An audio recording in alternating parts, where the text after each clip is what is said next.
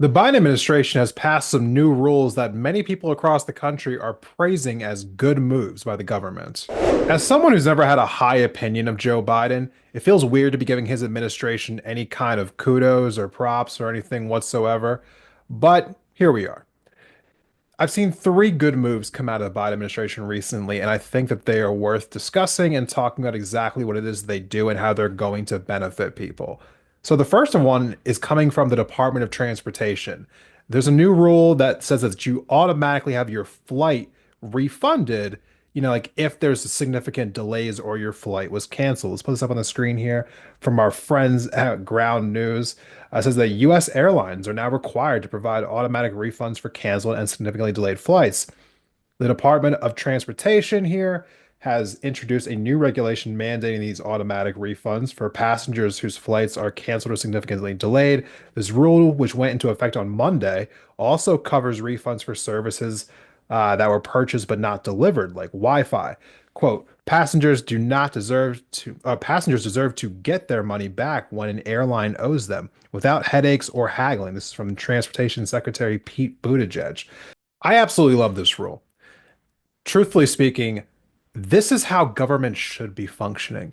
It should be a buffer between the things that are happening in our society, in our culture, in our world that might be causing harm to the people, and finding a way to reducing that harm or eliminating that harm. Now, in this particular case, we've been seeing, if anyone has been traveling by the air recently or have friends or family who have, this has been an absolute shit show for years now. These companies are like overbooking flights when they know that there's already like filled up, or promising that they can do certain flights when they know that they can't because they don't have enough workers or whatever the case may be. And then they're not giving people their refunds when they're supposed to, or finding different ways not to give them their refunds, saying, oh, we'll give you credit for something else or whatever the case may be. These companies are getting away with what feels to be criminal. It feels like it should be criminal how they are treating the population. And it's only gotten worse as time goes on. And yeah, something as simple as you should just get a refund if your flight was canceled. It's just never that simple. And it should be that simple. And this is exactly what government should be doing. It's like, hey, if someone's flight is canceled or delayed, they should get a refund. We shouldn't have to tell you to do this, but seeing as how we do, now we're making it a damn rule that you have to do this. Here's a video by More Perfect Union where Secretary of the Transportation Pete Buttigieg was talking exactly about how this would all play out and how it would function. One thing that's especially important about this is that you will automatically get a refund when you're entitled to one. The way it works right now is that even if you are technically owed a refund, the burden is on you to go out and get it. American Airlines is refusing to give me my money back. I've called 4 times now, talked to 2 supervisors, sent 6 emails. The wait was over 5 hours. I booked my own flight, thinking surely they will refund me for this. Oh no, they're saying I did not give them the opportunity to reaccommodate me. You shouldn't have to know that there's some number you can call, and instead of taking 10,000 miles, you can get hundreds of dollars back because that's what you paid. That shouldn't be your problem. And so we're making sure that it isn't. It's the airline's responsibility to get you your money back.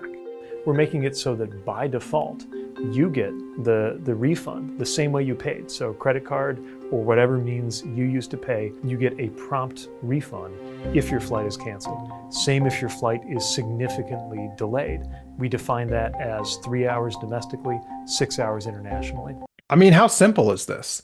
It should be that simple, right?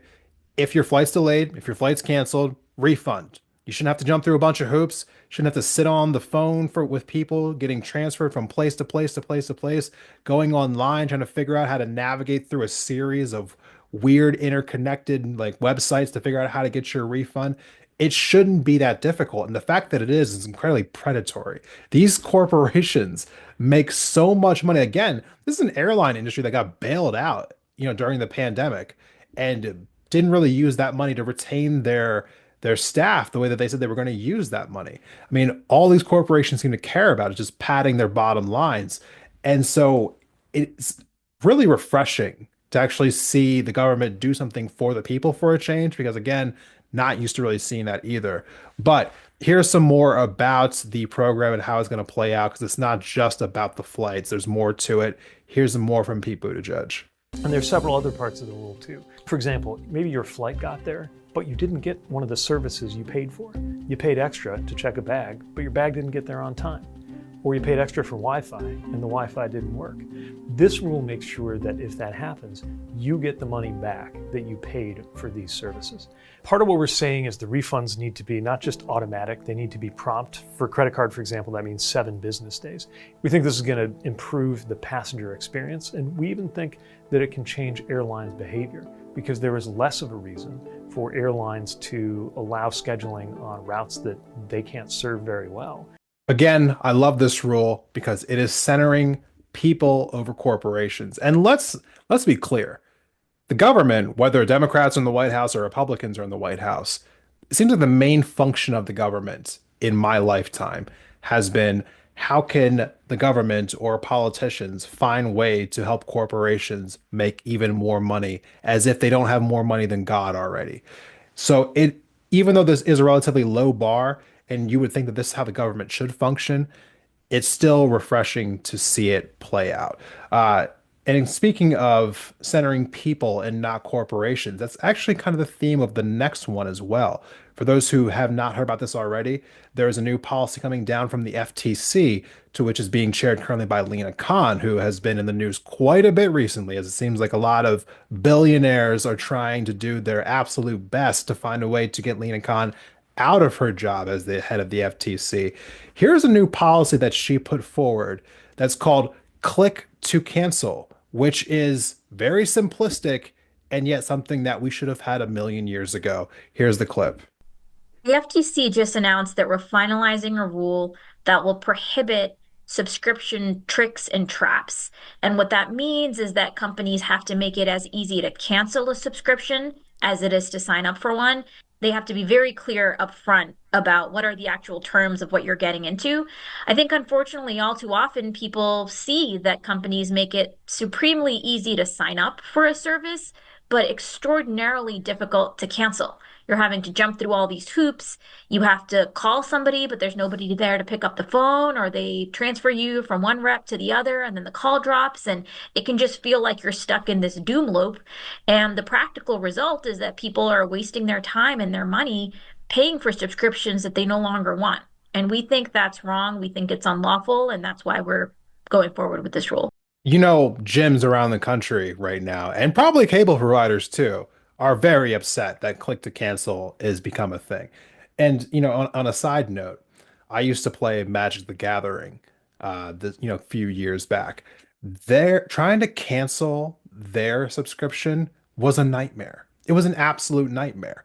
It didn't make any sense to me that you couldn't just cancel your account with these people. You had to send them a written form. You had to like fill a bunch of stuff out, had to reach out to their company multiple times just to get them to delete an account, something that basically you would think that would just be anywhere on a website that you're using, like delete my account. No, I had to go through several different hoops just in order to get it to happen.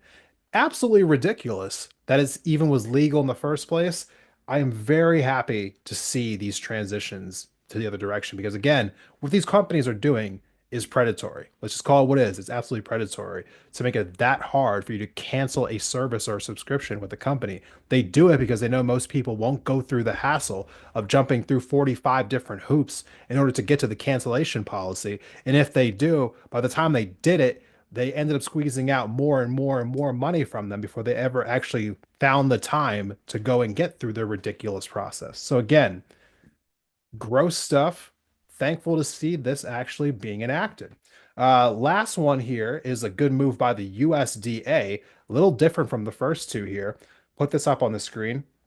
The USDA is moving to ban school lunch payment processing fees for low-income families. Families who already are struggling are paying $100 million in extra fees to deposit money for their children's meals every year. Okay, first, yes, I like this move. What the hell is wrong with our country that we are putting parents into debt so that they can deposit money into their child's like school like food account so that the kids can eat? You know what? here's a policy that if you want to be popular, maybe just run on this policy instead. How about we just go out and get universal school breakfast and lunch for every single kid in America? Yes, we can afford it. You know what? We can find the money from just about anywhere. I'm sure that some of the defense contractors who get paid stupid amounts of money every single year, I'm sure they can afford to lose a billion or two. So we make sure that every child in America is actually eating 2 meals a day, guaranteed, no matter what. And something like school lunch debt is a thing of the past because why the hell does it exist in the first place? So again, I don't know why these things took so long. The Biden administration wasted the 11th hour of their administration, of their existence, before they finally do three things that are super popular, that people have no objection to. And yet they're doing it with almost no press. They're barely even talking about it. They are not really advocating what they've done at all. And again, you waited for a couple of these, you waited until like the week before the election. It does not make any sense. When I look back at the totality of the Biden administration, there are so many things that they proposed doing that they never did, or that they tried to do and they failed doing, or they did do, but they barely talked about it at all, which you have to in this day and age because you gotta explain to the people what you did and why it was good. And then, if we're being fair, and we've been focusing on this a lot recently, the horrendous, and I mean, horrendous doesn't even do it justice. The worst foreign policy decisions maybe I've ever seen in my life. Joe Biden, I mean, regardless of all the good things I'm kind of praising about him and his administration right now, Joe Biden will never be seen as a positive figure in my mind because of the foreign policy decisions that have been made directly by him and by his administration. But trying to separate myself from his foreign policy right now, there are some good things happening here. And it's baffling to me that it feels like they've never figured out the right way to sell themselves or how to truly position themselves. This is an administration that feels like it never knew what the hell it was doing. Just a constant collection of, no plans, really just terrible execution.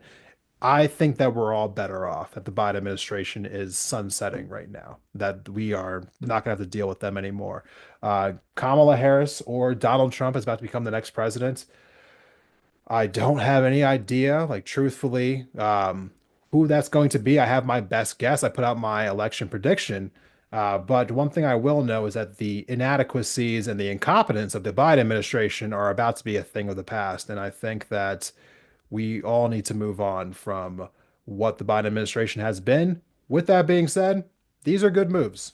No doubt about it. These are good moves, unquestionably good moves, and I'm glad that they're being made. And I hope that whatever administration is about to enter the White House, I hope that more moves like this come down the pipe. Probably won't if it's Donald Trump, but if it's Kamala Harris, hopefully she retains someone like Lena Khan. Hopefully her administration actually is able to deliver in ways that Biden's never could if she does become the next president of the United States.